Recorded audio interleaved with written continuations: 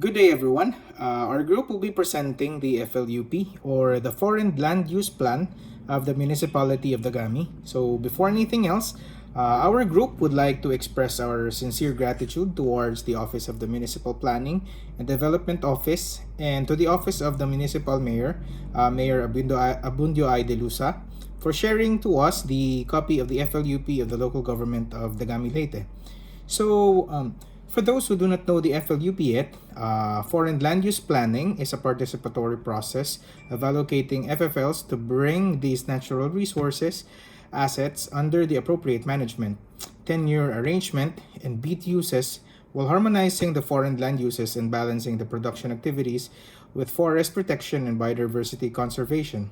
So in this video, we will be discussing the following: the introduction, executive summary, background and rationale, vision, mission and objectives, scope and limitation and methodology, municipal profile, condition of forest land assets, key stakeholders, summary of key issues, conflicts, problems, needs and opportunities, and lastly, stakeholders' recommendations.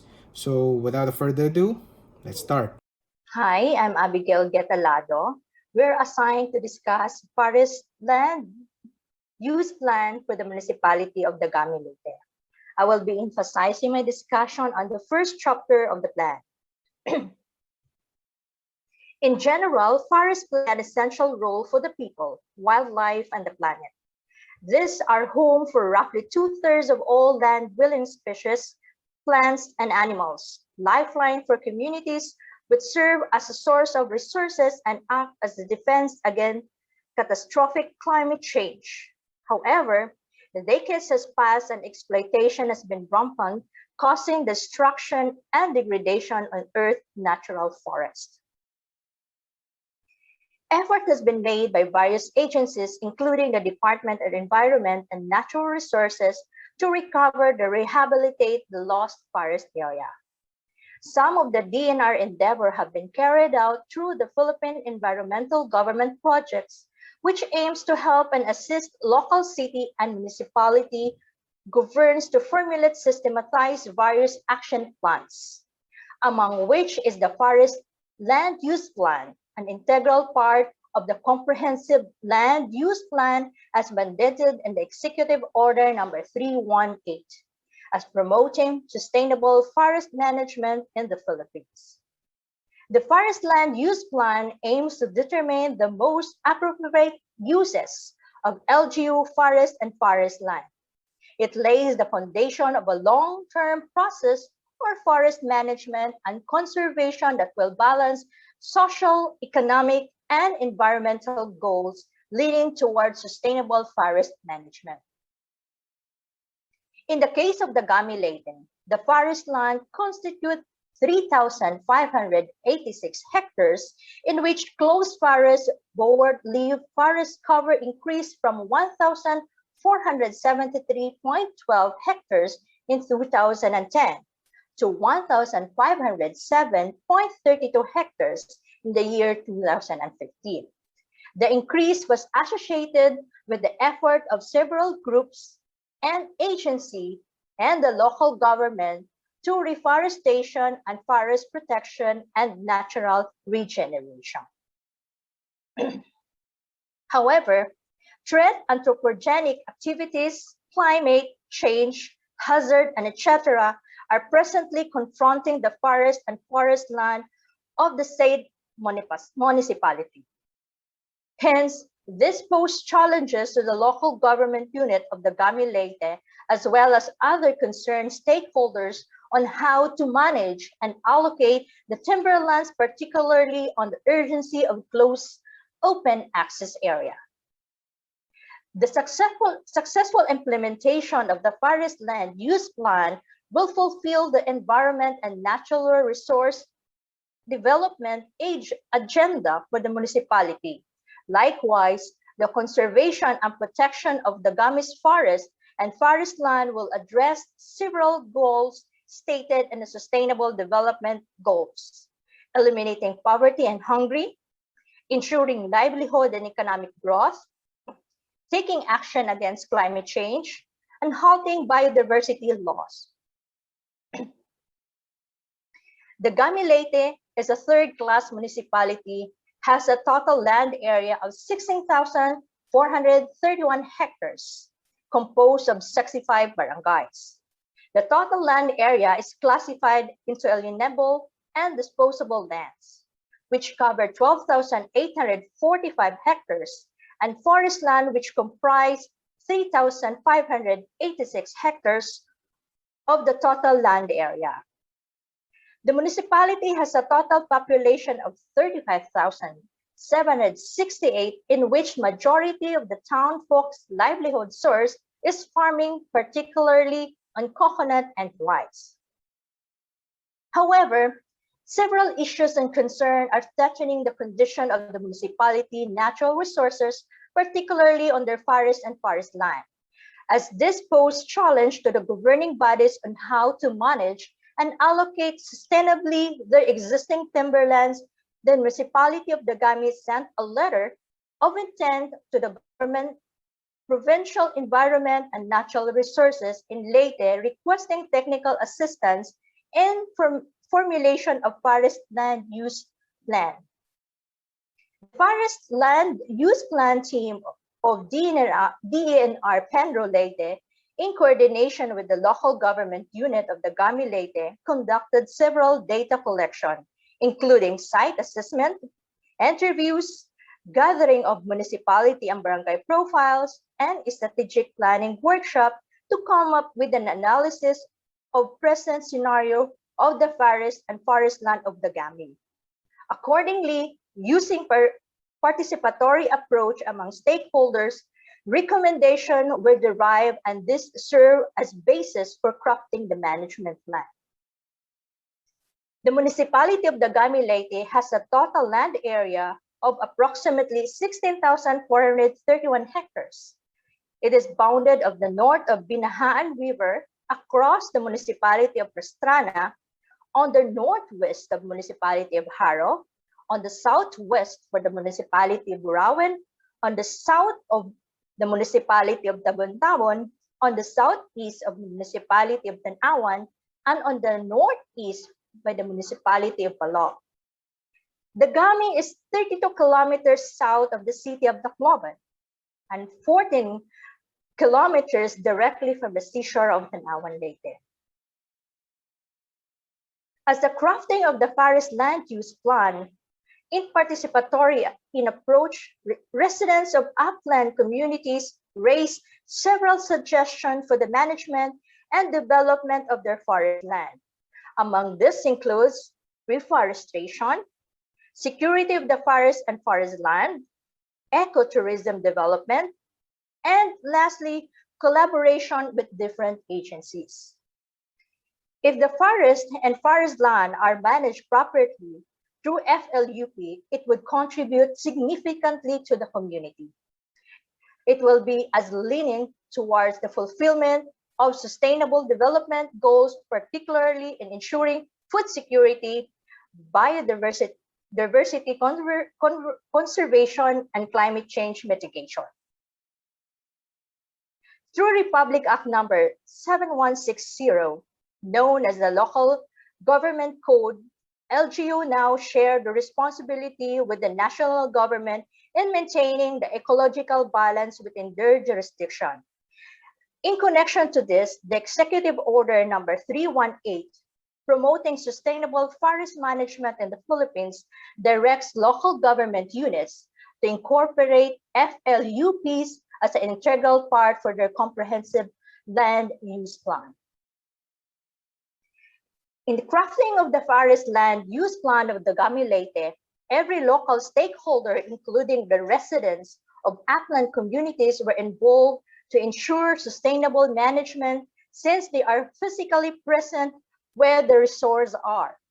This plan are systematic studies and consultation with various stakeholders laid down the basis for assigning forest and forest land under different management or allocation arrangements. The mission and vision. A municipality with sustainable forest resources that supports inclusive growth or agriculture and tourism through the collaborative efforts of your community and highly participatory good governance. The mission: to manage and protect the forest and forest land of Dagami Leyte in order to sustainably develop all available resources for tourism or agricultural purposes, thereby improving the municipal economy and equality of life for its constituents. The following are the objectives, which focuses on the sustainable development in the tourism, watershed, and rehabilitation of the forest land, giving emphasis on the reinforcement of environmental laws and ordinance. Scope and limitation. The goal of forest land use plan is to ensure that forest and forest land of the Dagami Leyte would be managed and utilized sustainably. Through the assistance of the Department of Environment and Natural Resources, the local government unit of Dagami was able to formulate an action aimed towards the development and management of their timberlands based on its present scenario. This FLUP is tailored fit for the municipality of Dagami, but also apply other municipalities. The methodology.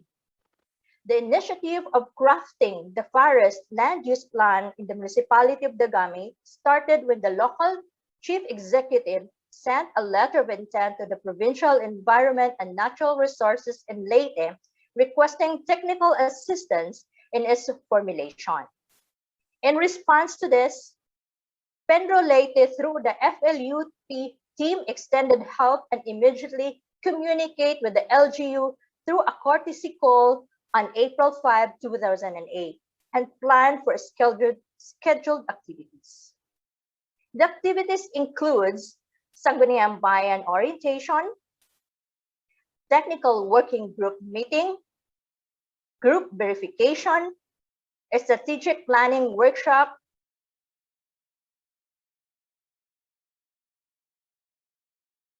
there goes all the features for their collaborative activities for the LGU and FLUP team members.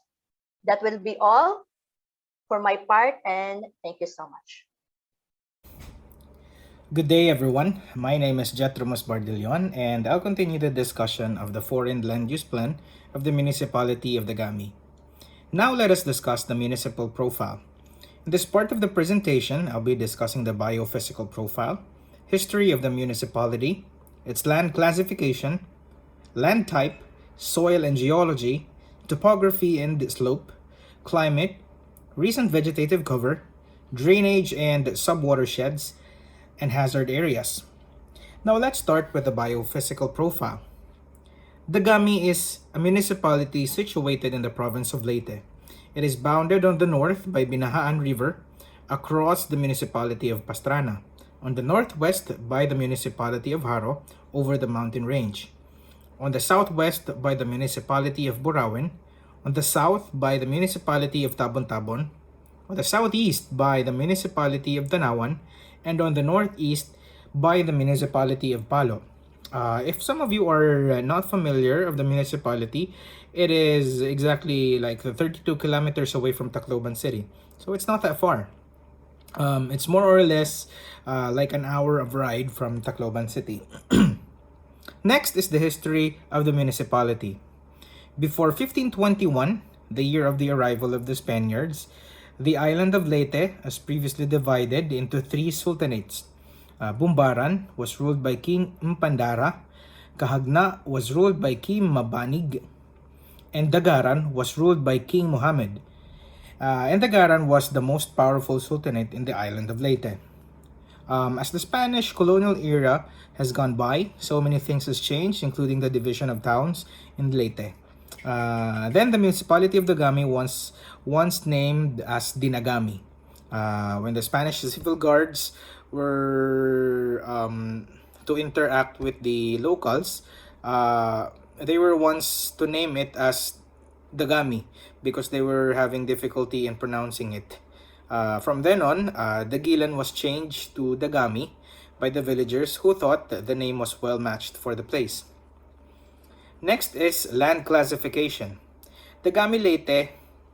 Dagami Leyte's land is generally classified into alienable and disposable lands and forest lands. The majority of total land area is 78.18%, categorized as A and D, covering 12,845 hectares, while 3,586 hectares, or 21.82% of the total land area, are characterized as forest lands, rather. Next is land type. The municipality has a total land area of 16,431 hectares. The majority is classified as alluvial lands, irrigable, which is 6,406 hectares. Other land types include alluvial lands, paddy rice irrigated, 3,408 hectares, and present agro-industrial lands, 3,373 hectares. The smallest land type in the municipality is non-agricultural use, which covers 3,152 hectares, and the remaining 93 hectares of land are unclassified. Next is soil and geology. 7 major types of soil are comprising the municipality.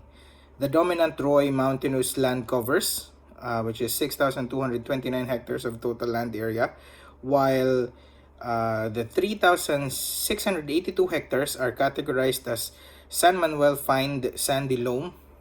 Other soil types include Gimbaloan clay, which is 2,422 hectares, Tacloban clay, which is 1,918 hectares, Dagami clay loam, which is 1,624 hectares, Pawing fine sandy loam, which covers 174 hectares, and San Manuel silt loam, and San Manuel loam covers around 41 hectares, and the remaining 339 hectares, or 2.06% of the total land area, are unclassified. Next is topography and slope. Dagami Leyte is situated on a plain with valleys and mountains as its background. On its southwestern is a mountainous area with a maximum elevation of 1,200 meters above sea level. The mountainous parts are those areas towards the boundaries of the municipality of Haro, Ormoc, and Burauen. The rolling terrain of the central part of the municipality slopes down to the sprawling fertile plains on the eastern side of the municipality. Moreover, the municipality slopes has 5 classifications. 10,005 hectares of the total land area is within 0 to 8% slope, level 2 undulating. 2,239.90 hectares is within 8 to 18% slope of undulating to rolling. 1,862 hectares is within 18 to 30% rolling to hilly, and 905.18 hectares is within 30 to 50% hilly to mountainous, and 1,329 hectares of total land is above 50% of the slope mountainous. Next is climate. Dagami is classified as Corona Type 4 climate. In this climate, rainfall is more or less evenly distributed throughout the year, and this type resembles the second type more closely, like it has no dry season. Next is the recent vegetative cover. The municipality of Dagami reflects different vegetative covers, such as dominant perennial crops covers 1,865.32 hectares. Closed forest covers 1,507.32 hectares.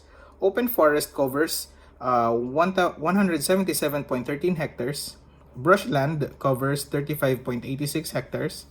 Plantation of timber and fruit trees are present in barangays Makaalang, Lubi-Lubi, Buena Vista, and Kamunoan through the national greening programs of the ENR. However, aside from the toll caused by the Typhoon Yolanda in 2013, several pressing issues and concerns, especially relating to several anthropogenic activities, have altered the FFL situation. Drainage and subwatersheds. The municipality has numerous rivers, creeks, springs, and streams. These include the Panda River, Hiabangan River, Maragondong River, Cabaratuan River, Itumnog River, and Ginarona River, which serves as the natural surface drainage system for the whole municipality. The creeks, rivers are usually short and intermittent, and on cultivated slopes, drainage is excessive. The renal drainage patterns are evident, especially on volcanic edifices or the structures surround the central vent.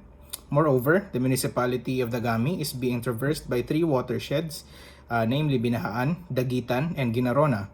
Dagami is located within the catchment area of the Binahaan watershed, wherein Binahaan River traverses the majority of the municipality land area, covering 15,855.25 hectares. The said watershed is the source of Leyte Metropolitan Water District, which provides potable water for the city of Tacloban along the municipality of Pastrana, Santa Fe, Tanawan, Tabon-Tabon, Tolosa, and Palo, and serves as the natural irrigation for some lowland farmers. And lastly, the hazard areas. The municipality of Dagami Leyte is vulnerable to various types of hazards, which includes flooding, earthquake, rain-induced landslide, and typhoon. With the presence of these hazards, the local government unit of Dagami, Leyte, came up with the measures to deal with these hazards, which is called the Emergency Operations Center, EOC, which is the nerve center for the emergency assistance to Dagami residents in times of disaster and or calamities. The municipality admits that, however, the office is not fully equipped to deal with the natural hazards other than flooding. Disaster response system covers preparedness, include community-based disaster risk reduction, advocacies and trainings, response like relief and rescues, and reconstruction focusing on communities most vulnerable to disaster. That's all for the municipal profile, and the the continuing topics will be discussed by the next reporter. Again, thank you and good day. The next thing that our group will be discussing to you is the hydrometeorological hazards in the municipality of Dagami. Flooding. In the case of the municipality of Dagami Leyte, flooding may occur if heavy rains continue to pour for 2 to 3 days and during typhoons. This happens when the Binhaan River and its tributaries overflow. The municipality's agricultural areas and settlement areas, which are geographically located in low-lying areas, are mostly flooded throughout the year. Moreover, the situation is aggravated because of poor drainage due to clogged and damaged canals, heavy salted and clogged waterways, absence of drainage system master plan, and improper solid waste management. The picture that you are seeing now is the flood susceptibility map of Dagami. The barangays with high susceptibility to flooding are colored in darker shade of purple, whereas the low susceptibility to flooding barangays are colored in lighter blue. The moderate susceptibility to flooding barangays are colored with a lighter shade of purple, whereas the very high susceptibility to flooding barangays are colored in darker blue. Is typhoon. Among other typhoons, Yolanda and Simyang were the two destructive typhoons that struck the municipality. Last November 8, 2013, Super Typhoon Yolanda had been characterized to pack winds of 315 km per hour and up to 379 km per hour gustiness before landfall. all barangays were affected by the typhoon. It was estimated that 34,049 people were reported to have been affected, by which 1,400 people of those were reported to have been injured, with 43 casualties. Due to its severe damage, the municipality of Dagami had been identified by the national government as one of the priority areas for assistance. What we will be discussing to you is the geological hazards in the municipality of Dagami. Is earthquake. Just like other areas around the globe, Dagami Leyte had experienced several occurrences of shaking and displacement of the ground, a phenomenon termed as an earthquake. In the year 2008, PHIVOLCS identified 18 volcanoes within the province of Leyte, wherein the municipality of Dagami is situated. Landslides. In the municipality of Dagami Leyte, occurrences of landslides happen mostly after flooding in the upland and sloping areas and along riverbanks. The barangays with an average slope of 8% to 30%, including 5 barangays within the slope, are prone to landslide. Some of the barangays in the western part of the municipality, including Lubi-Lubi, Candaraga, Buenavista, Salvacion, Makaalang, Katipunan, Kamunuan, have low to moderate susceptibility to rain-induced landslides since these are located mostly in the generally flat to gently sloping and rolling portion of the municipality. Now you can see the landslide susceptibility map of the municipality of Dagami, wherein the barangays which have a high susceptibility to landslide are colored in red, and those with low susceptibility to landslide are in colored yellow. On the other hand, those with moderate susceptibility to landslide barangays are colored with green. Is the socio-economic and cultural profile. Dagami Leyte, being a third-class municipality, has a total land area of 16,431 hectares, distributed in 65 barangays, wherein 56 of these are considered rural and 9 are urban. The town also caters to primary and secondary levels of education for children. For the purpose of education administration, Dagami is divided into North and South districts. Dagami is also known to be an agricultural municipality.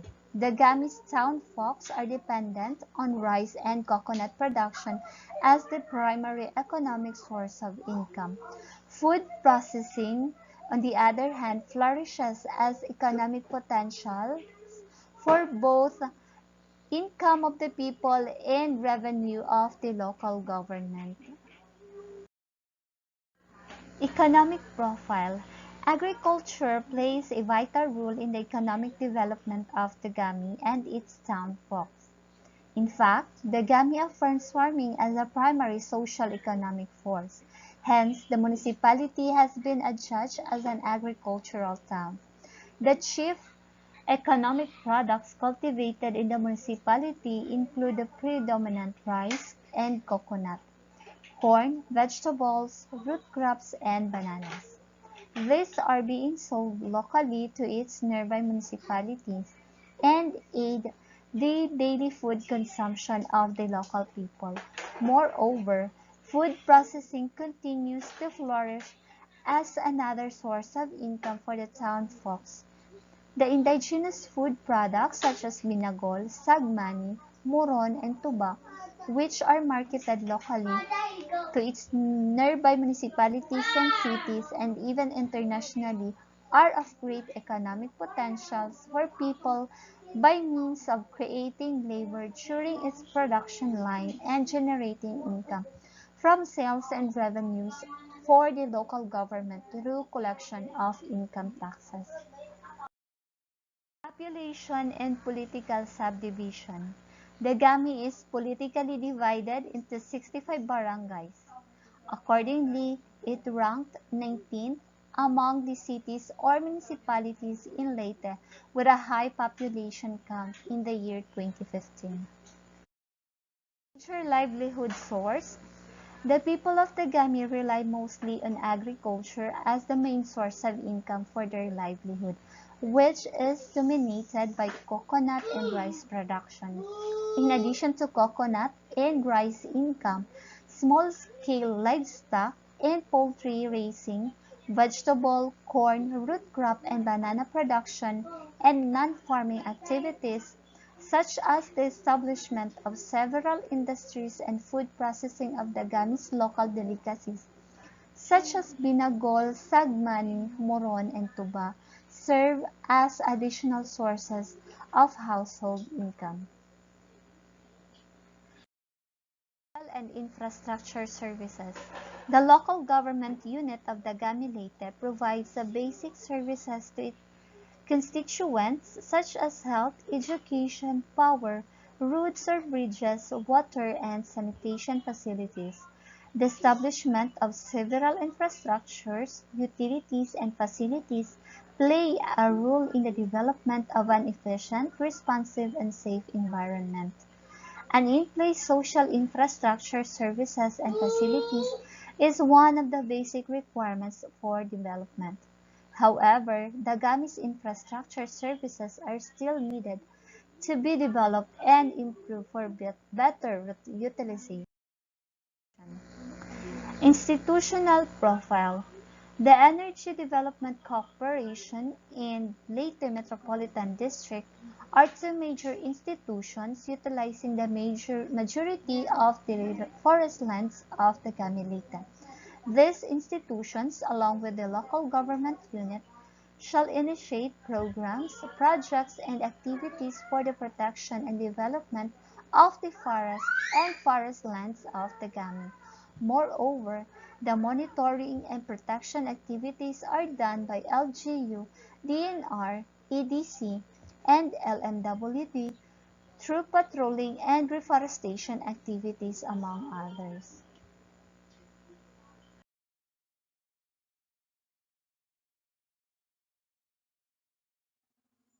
Condition of forest and forest land assets.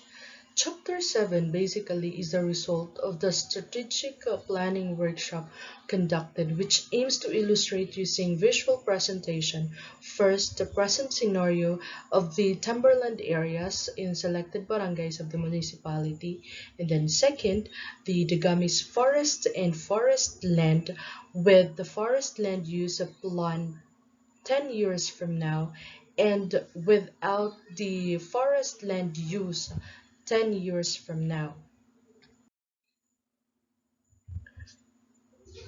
A result of the strategic planning workshop. So the present scenario of the forest and forest land of the Dagami later are as follows. First is the encompassing assets have been altered and threatened through time due to illegal pouching of trees, slash-and-burn practices, fuel wood production, and the Typhoon Yolanda last year 2013. The LGU Dagami had already been collaborating with several government agencies, such as DNR through the National Greening Program and the other agencies with this. Wildlife species are also in decreasing trend. And though the Leyte is abundant with water supply, it was observed that there was a decrease in supply of water for irrigation and other domestic use are experienced.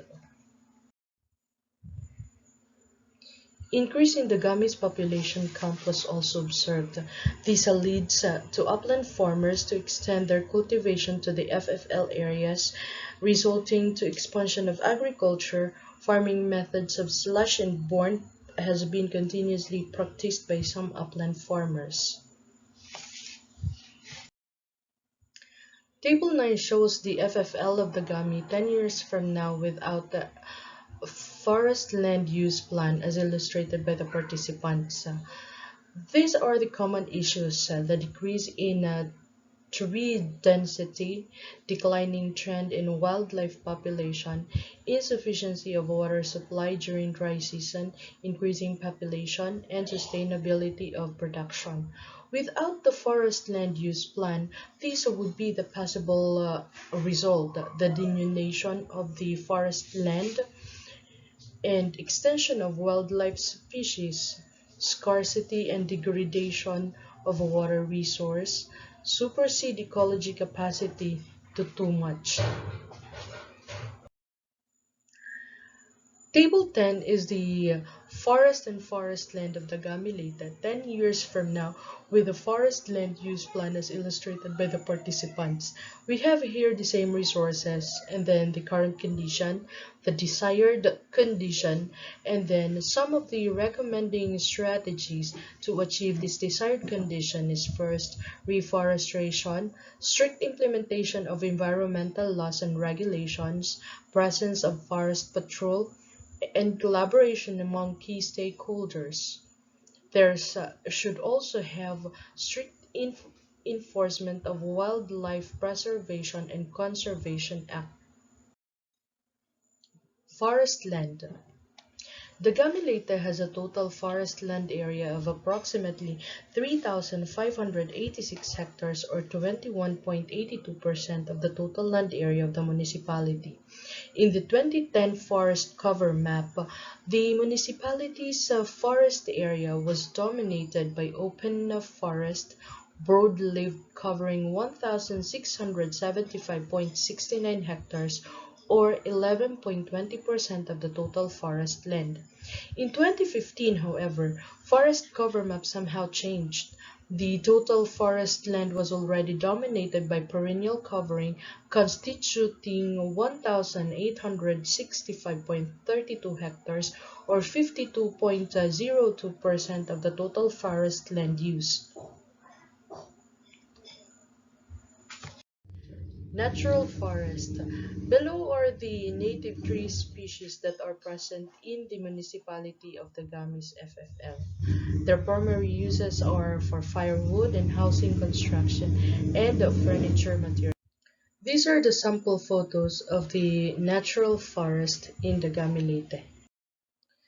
Aside from the 200 hectares of timber plantation maintained through the National Greening Program of the Department of Environmental and Natural Resources, there is also a 50 hectares of rattan plantation in the year 2015. Table 12 is the plantation species in the FFL of Dagami, Leyte.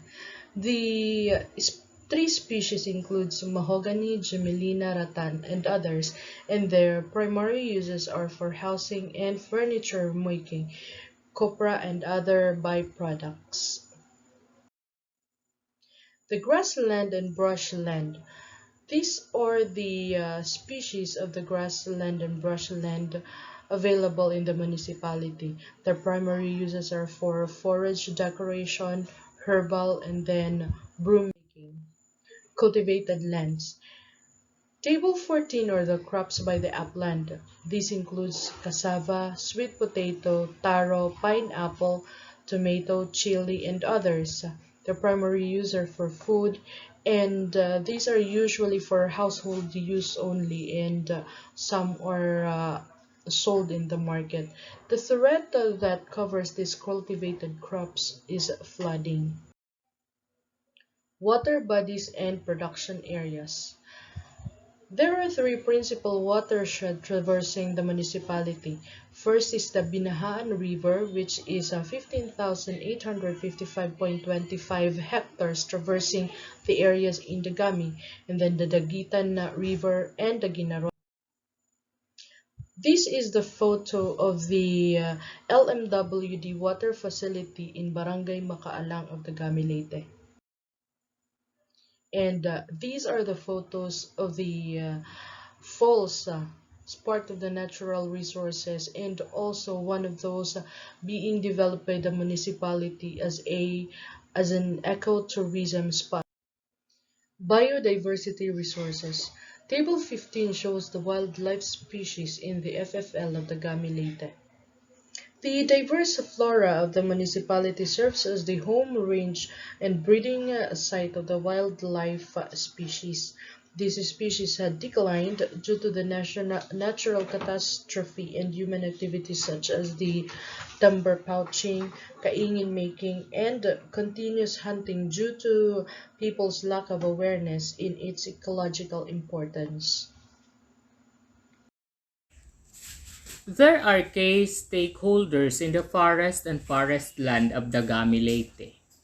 Those were water users, investors, lowland community residents, government-owned and controlled corporation, local government unit, Department of Environment and Natural Resources, and non-government organization and other line agencies. These are the groups, sector, and agencies which are potential to consider in planning, in the protection, management, and implementation of program, activities, and projects for the municipality's forest and forest land. Every one of them has this role to take for the welfare and maintain sustainability in the FFL. Therefore, collective efforts should be acted to continue the progress on the forest land. There are key issues and conflicts, problems, needs, and opportunities faced by the municipality. One of them is the illegal activities in the forest land area. Communities depend on the forest products for food security and income purposes. So, necessity for employment and livelihood programs to redirect the interest and dependence of residents to the forest. Second is the weak institutional collaboration, lack of cohesiveness between and among the local government unit, EDC, LMWD, and the DNR and other line agencies would weaken the efforts to enforce environmental laws. The third one is the degradation of water resources. Diminishing the vegetative cover ultimately affect the condition of the watershed. The fourth one is the high risk of hazard. The upland communities are exposed to several risks and adaptive preventive measures should be seriously planned and considered. The last one is the absence of infrastructure services. The promotion of welfare should be also considered on upland communities on giving priority infrastructure facilities.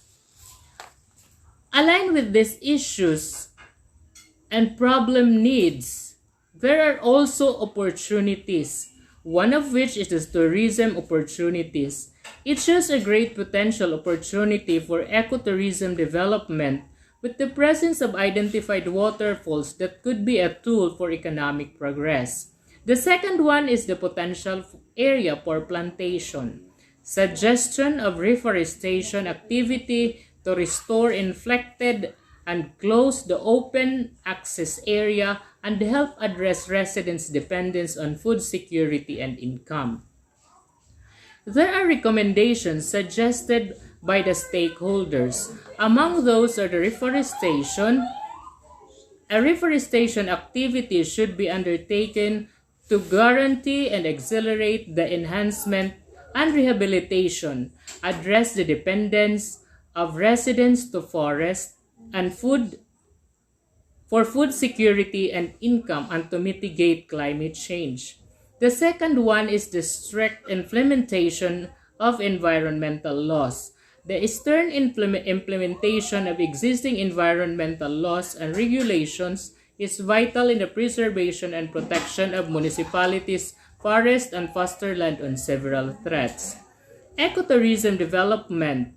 Development of ecotourism will help the local community economically by providing them an alternative source of livelihood, which is more sustainable.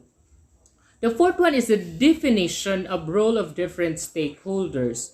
Collective responsibility of the community and different line agencies have mandates and obligation to fulfill. The fifth one is the protection of watersheds. Protection of several pressures that may affect the quantity and quality of water and other natural resources within the watershed. The other one is the livelihood opportunities, alternative source of livelihood that are more sustainable for upland communities to address dependence from forest resources. The last one is the farm to market road.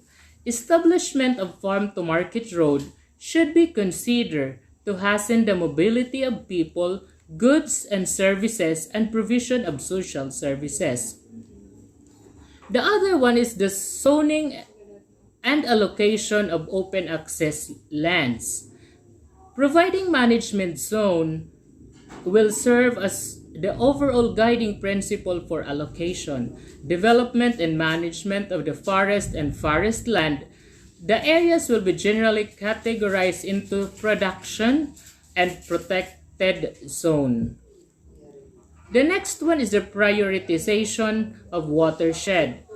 It is must vital to prioritize protection of sub-watersheds which are needed and sustainable to community within the limit of ecological carrying capacity of the watershed.